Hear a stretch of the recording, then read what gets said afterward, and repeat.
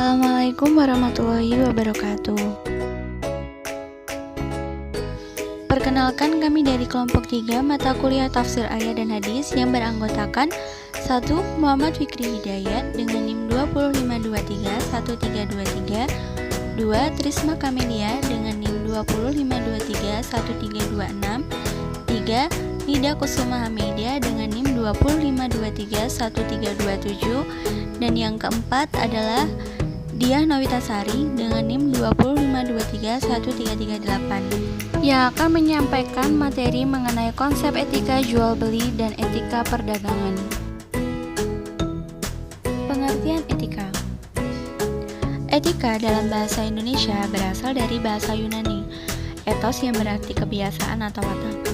Etika juga berasal dari bahasa Prancis etiquette atau biasa diucapkan dengan etiket, yang artinya kebiasaan cara bergaul berperilaku. Sedangkan menurut Kamus Besar Bahasa Indonesia, etika adalah ilmu tentang apa yang baik dan apa yang buruk, dan tentang hak dan kewajiban moral atau akhlak, kumpulan asas atau nilai yang berkenan dengan akhlak, nilai mengenai benar dan salah yang dianut suatu golongan atau masyarakat. Dalam bahasa Arab, etika dikenal sebagai akhlak, berarti budi pekerti, perangai, tingkah laku, dan tabiat.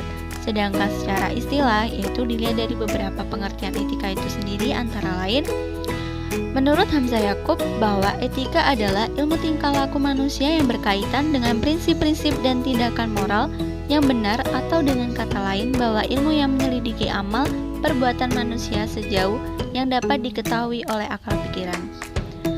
Sedangkan menurut Ahmad Amin adalah ilmu yang menjelaskan arti yang baik dan buruk, menerangkan apa yang seharusnya dilakukan oleh manusia kepada lainnya, menyatakan tujuan yang harus dituju oleh manusia dalam perbuatan mereka, dan menunjukkan jalan untuk melakukan apa yang harus diperbuat.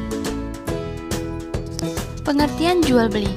Jual beli dalam bahasa Arab disebut bai, yang secara bahasa berarti menjual, mengganti, dan menukar sesuai dengan sesuatu yang lain. Secara terminologi, artinya tukar-menukar sesuatu yang diinginkan dengan yang sepadan melalui cara tertentu yang bermanfaat.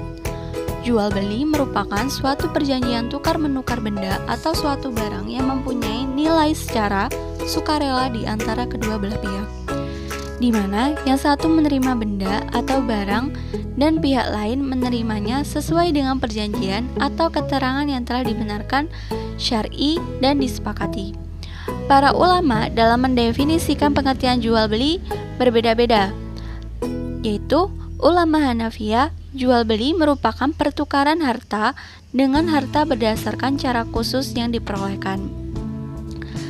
Imam Nawawi dalam Al-Majmu, yang dimaksud dengan jual beli adalah pertukaran harta dengan harta untuk kepemilikan. Ibnu Qudamah dalam kitab Al-Muqnim, yang dimaksud dengan jual beli adalah pertukaran harta dengan harta untuk saling menjadikan milik. Adapun pengertian jual beli secara syara adalah tukar-menukar harta dengan harta lain, memiliki dan memberikan kepemilikan. Adapun secara terminologi, definisi jual beli yang dikemukakan oleh para ulama fiqh yaitu tukar-menukar suatu barang dengan cara tertentu, atau dapat dikatakan sebagai menukar barang dengan sepadan menurut cara yang telah dibenarkan. Dasar hukum jual beli. Dasar hukum jual beli yaitu meliputi Al-Quran. Dasar hukum yang menjelaskan diperbolehkannya jual beli dijelaskan di dalam Al-Quran surat Al-Baqarah ayat 275, yang artinya orang-orang yang makan atau mengambil riba tidak dapat berdiri melainkan seperti berdirinya orang yang kemasukan syaitan lantaran penyakit gila. Keadaan mereka yang demikian itu adalah disebabkan mereka berkata atau berpendapat sesungguhnya jual beli itu sama dengan riba. Orang-orang yang telah sampai kepadanya larangan dari Tuhannya lalu terus berhenti dari mengambil riba, maka baginya apa yang telah diambilnya dahulu sebelum datang larangan, dan urusannya terserah kepada Allah. Orang yang kembali mengambil riba, maka orang itu adalah penghuni-penghuni neraka, mereka kekal di dalamnya. Ayat di atas menjelaskan tentang melarang praktik jual beli yang mengandung unsur riba. Allah Subhanahu wa Ta'ala Maha mengetahui segala sesuatu yang terjadi pada kehidupan manusia, sehingga apabila terjadi kemaslahatan maka diperintahkan untuk dilaksanakan. Namun sebaliknya, apabila menyebabkan kemudaratan maka Allah Subhanahu wa Ta'ala akan melarangnya. Yang selanjutnya ada hadis. Berkaitan dengan jual beli, Rasulullah Shallallahu Alaihi Wasallam pernah ditanya oleh salah satu sahabatnya mengenai pekerjaan yang baik. Maka jawaban beliau ketika itu adalah jual beli. Peristiwa ini sebagaimana dijelaskan dalam hadis yang artinya dari Rafi'ah bin Rafira, ia berkata bahwasanya Rasulullah pernah ditanya, usaha apakah yang paling halal itu ya Rasulullah? Maka beliau menjawab, yaitu pekerjaan seseorang dengan tangannya sendiri dan setiap jual beli itu baik. Hadis riwayat Imam Bazar.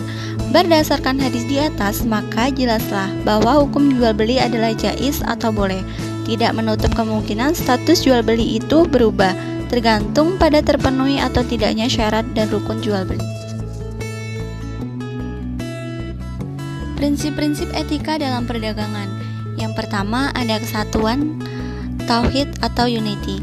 Kesatuan sebagaimana terefleksikan dalam konsep tauhid yang memadukan keseluruhan aspek-aspek kehidupan muslim baik dalam bidang ekonomi, politik, sosial menjadi keseluruhan yang homogen, serta mementingkan konsep konsistensi dan keterpaduan agama, ekonomi, dan sosial demi membentuk kesatuan. Yang kedua adalah keseimbangan atau equilibrium atau adil. Islam sangat menganjurkan untuk berbuat adil dalam melakukan aktivitas bisnis serta melarang melakukan kecurangan atau berbuat zalim. Rasulullah diutus Allah untuk membangun keadilan. Kecelakaan besar bagi orang yang berbuat curang yaitu orang-orang yang apabila menerima takaran dari orang lain menerima untuk dipenuhi. Sementara kalau menakar atau menimbang untuk orang lain selalu dikurangi. Yang ketiga, kehendak bebas atau free will.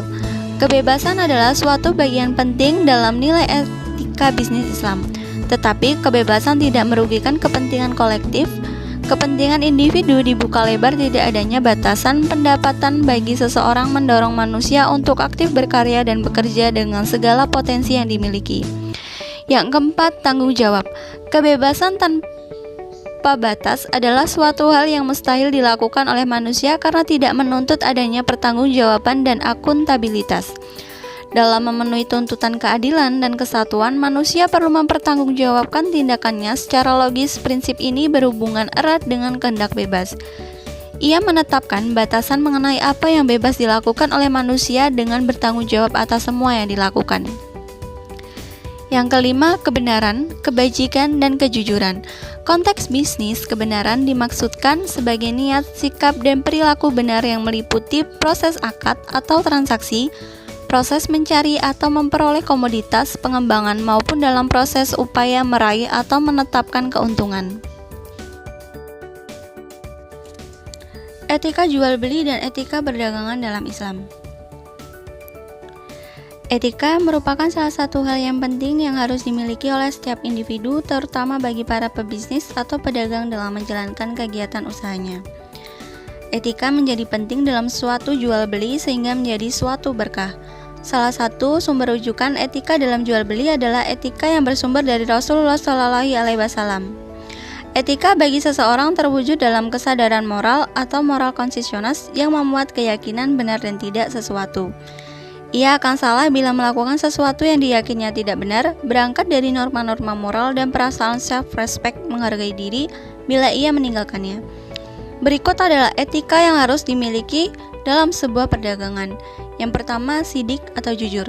Sidik adalah sifat Nabi Muhammad SAW yang artinya benar dan jujur. Seorang pedagang wajib berlaku jujur dalam melakukan usaha jual beli.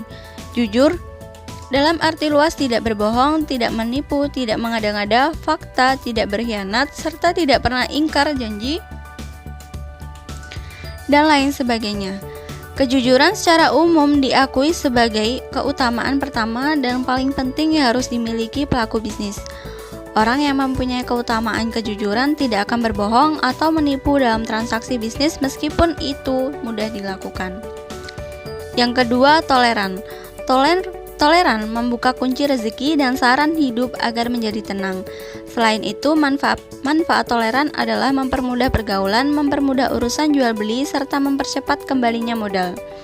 Allah Subhanahu wa Ta'ala mengasihi orang yang lapang dada dalam menjual, membeli, serta melunasi hutang.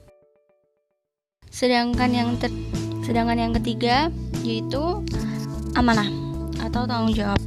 Amanah artinya adalah tidak mengurangi apa-apa yang tidak boleh dikurangi dan sebaliknya tidak boleh ditambahkan. Maka seseorang yang diberi amanah harus benar-benar menjaga amanah tersebut. Sikap amanah harus dimiliki oleh seorang pebisnis muslim. Sikap itu bisa dimiliki jika dia selalu menyadari bahwa apapun aktivitas yang dilakukan termasuk pada saat ia bekerja selalu diketahui oleh Allah Subhanahu wa Ta'ala. Sikap amanah dapat dibangun dengan jalan saling menasihati dalam kebajikan serta mencegah berbagai penyimpangan yang terjadi. Setiap pedagang harus bertanggung jawab atas usaha dan pekerjaan atau jabatan sebagai pedagang yang telah dipilihnya tersebut. Tanggung jawab di sini artinya mau dan mampu menjaga amanah kepercayaan masyarakat yang memang secara otomatis terbeban di pundaknya. Yang keempat, tidak menjual barang haram. Prinsip yang harus dipegang oleh seorang pebisnis atau pedagang muslim adalah menjual barang atau produk yang halal. Kehadiran barang halal adalah wajib dalam kehidupan setiap muslim. Nabi melarang beberapa jenis perdagangan, baik karena hakikat perdagangan itu memang dilarang maupun karena adanya unsur-unsur yang diharamkan di dalamnya. Barang yang dilarang tersebut diantaranya seperti alkohol dan babi. Yang kelima, murah hati. Dalam suatu hadis, Rasulullah SAW menganjurkan agar para pedagang selalu bermurah hati dalam melaksanakan jual beli.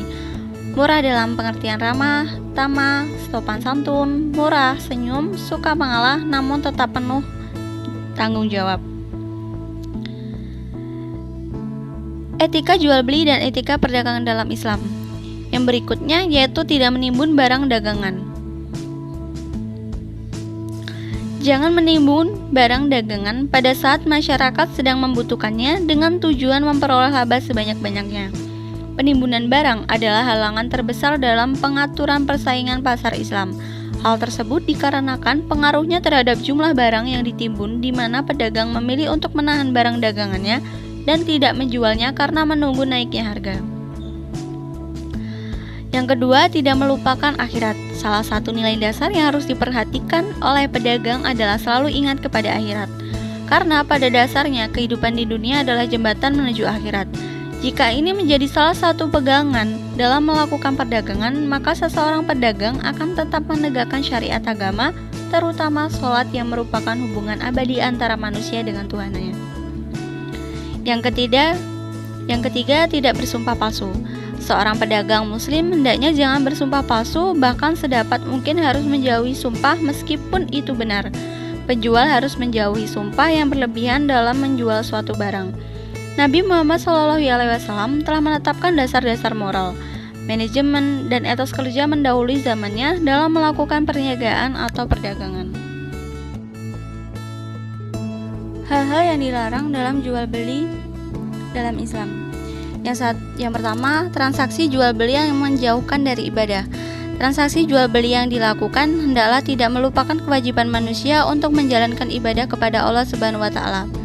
Allah Subhanahu wa Ta'ala berfirman dalam surat Al-Jumu'ah ayat 9-10 yang artinya, "Hai orang-orang beriman, apabila diseru untuk menunaikan sholat Jumat, maka bersegeralah kamu kepada mengingat Allah dan tinggalkanlah jual beli yang demikian itu lebih baik bagimu jika kamu mengetahui. Apabila telah ditunaikan sholat, maka bertebarlah kamu di muka bumi dan carilah karunia Allah dan ingatlah Allah banyak-banyak supaya kamu beruntung." Yang kedua, transaksi jual beli barang yang haram. Transaksi jual beli yang dilarang menurut syariat Islam adalah jual beli barang yang diharamkan seperti jual beli minuman keras, narkoba, barang hasil pencurian, dan lain-lain. Karena hal ini juga berarti ikut serta melakukan dan menyebarluaskan keharaman di muka bumi. Rasulullah SAW bersabda, "Sesungguhnya Allah jika mengharamkan atas suatu kaum memakan sesuatu, maka diharamkan pula penghasilannya."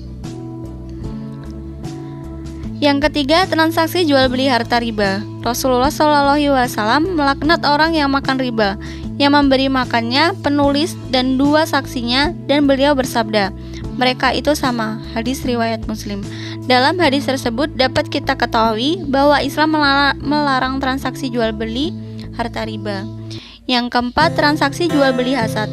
Rasulullah SAW bersabda, Rasulullah SAW melarang jual beli hasad atau jual beli dengan menggunakan kerikil yang dilemparkan untuk menentukan barang yang akan dijual, dan jual beli garar. Hadis riwayat Muslim. Transaksi jual beli hasad dilarang karena jual beli dengan kerikil yang dilempar untuk menentukan barang membuat pembeli tidak bisa memilah barang yang sesuai dengan keinginan dan kualitas barangnya, sehingga ada salah satu pihak atau pembeli yang dirugikan dalam transaksi jual beli ini. Itulah mengapa jual beli hasad tidak diharamkan dalam Islam. Yang kelima, larangan transaksi yang mengandung garar atau pertaruhan spekulasi. Transaksi garar merupakan akad yang mengandung unsur juha, ketidakjelasan terhadap barang dagangan yang dijual sehingga mengakibatkan ketidakjelasan. Larangan garar terdapat dalam hadis Nabi Muhammad SAW bahwa Nabi SAW melarang jual beli hewan yang masih dalam kandungan dan jual beli yang mengandung garar atau tipuan.